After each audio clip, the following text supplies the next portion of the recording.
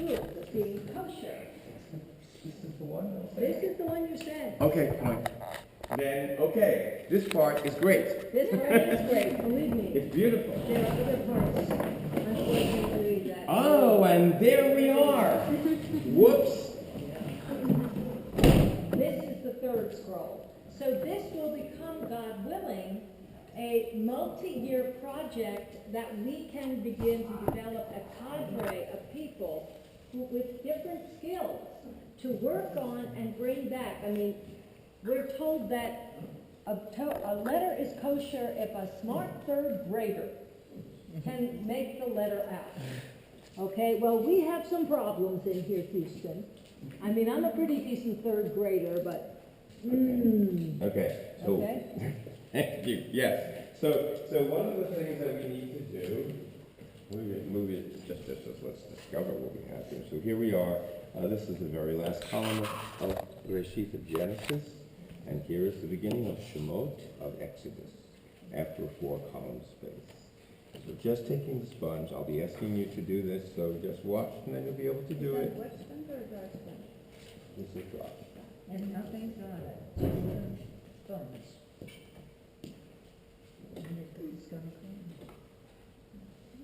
Hopefully it will clean. So I'm holding the top of the cloth, and then just now you see it's not that spot. That's a special spot. So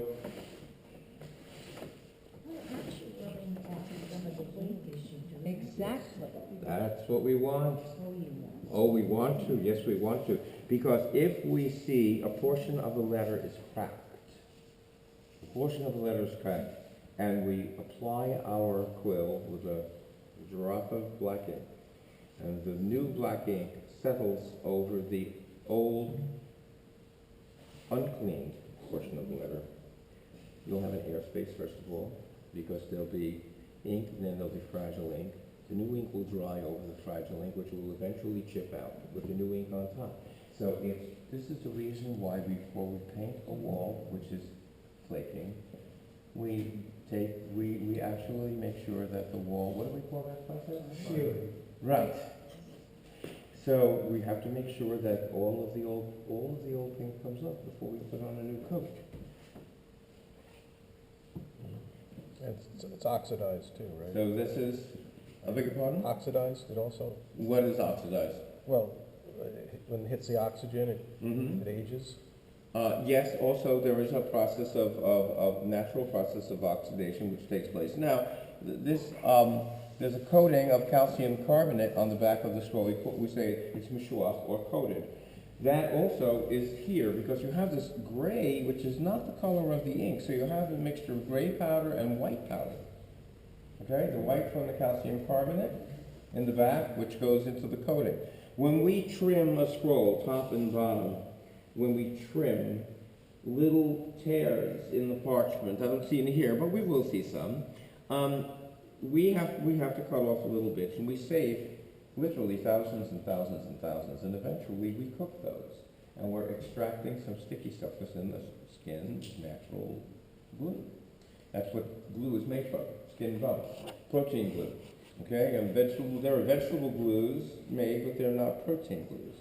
And so what we want to do, first level of cleaning, is sponging. So I'm gonna roll out the scroll, and I'm going to give you cleaning sponges. So you know what? Before we want to roll it out, but this portion is fairly clean. You know what? No, let's roll it out there. Okay, that's good. You know what? Wouldn't you have to do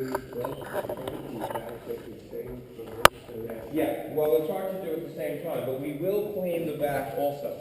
Because the back needs to be sanded. Okay, we take sandpaper. Okay, just to answer the question, because then that's a good question that was asked.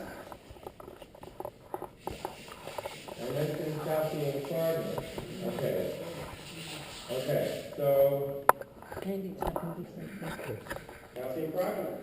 So this also has to be cleaned. And also we're going to see, okay, all right. Okay, so now if there's anyone who has any problems with particles or breathing or dust, this might not be the best activity because it will raise dust. And I'll work with you separately in a few minutes at the table on another project. So let's pass some sponges out. Now these sponges were already used, but they still can be used. I'm trying to find some ones that are fairly, I think this one's okay. This one, okay, well, we also want to use the clean side. If your side looks used, but it will, you can begin to pass these down. Any sponges, we can pass these down. Just pass them down. Thank you very much. Any of these sponges can act, what will not happen is that the particles already trapped in the sponge will not be deposited onto the torah. They will stay in the sponge. Okay, so let's get some of these clean ones passed around. The students were using them this morning. Rabbi Peg just pointed out, by the way, that this is what is known as a Vav Torah. If you look at the top of each column, it begins with the letter Vav. As far as possible. Yes. Okay. Does everyone have a sponge? Okay. And you can work on either side. Okay, don't crowd yourself. Okay, so you're going to put two fingers up at the top of the amud, Yes. and then pull down Thank towards. you. No, the Vav Torah is not this. I'm not sure about why the study Torah came in because this actually has the amount of space that would qualify it as a scroll that was written for public reading. So, all right. So a Vav Torah. Okay. So before you start, let's answer the question. So this will probably work with many tikkunim. The letter Vav.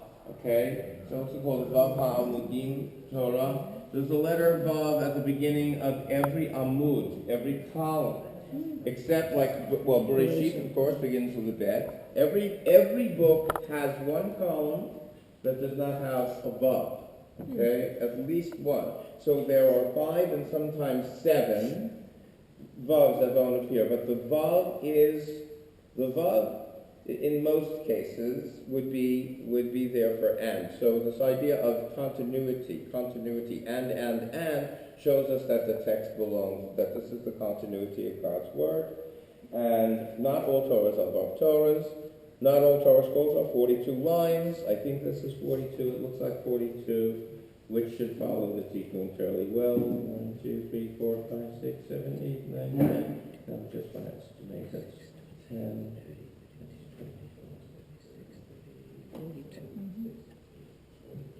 42. You get 48? No. 42. Okay, it is 42. So, it's 42. Now, I was asked about the top and the bottom. Yes, we do clean the top of the parchment and the bottom of the parchment. So, when you're cleaning the column, go from the very top of the parchment to the bottom, okay? And so please begin, and do not tickle the Torah. You have to actually rub. So rub fairly hard.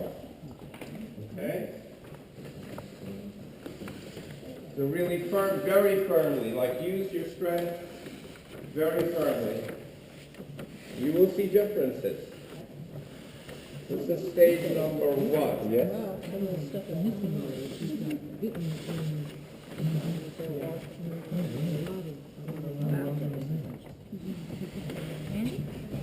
Well, I only have one hand, so. Oh, okay. Well, as you choose.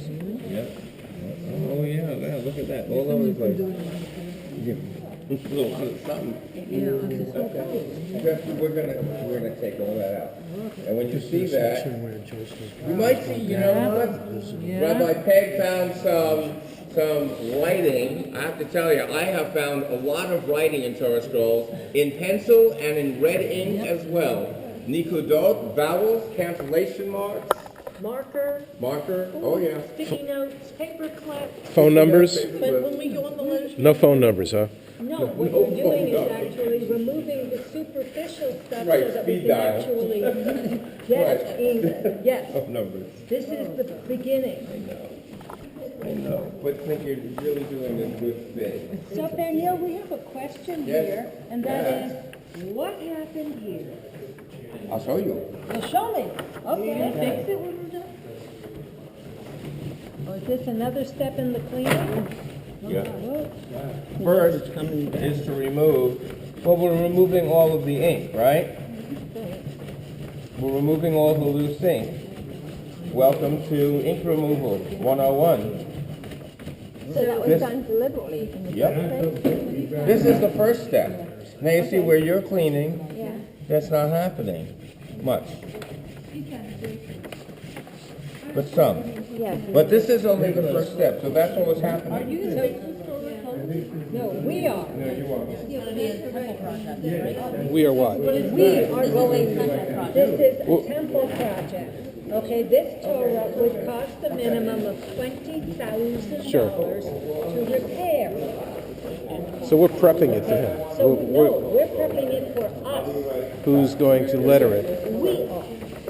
We're going to discover a scroll amongst us? Well, we're going, Scribe. there are Okay, some will people in the everyone, okay, congregation. I need everyone to stop the cleaning and please pick up the sponges from the table and take several steps back from the scroll. Okay, let's take the sponges off also. No, I may be more than several. Please do not breathe in right now. Okay, and also if you don't want this on your shoes or clothes, you should step back.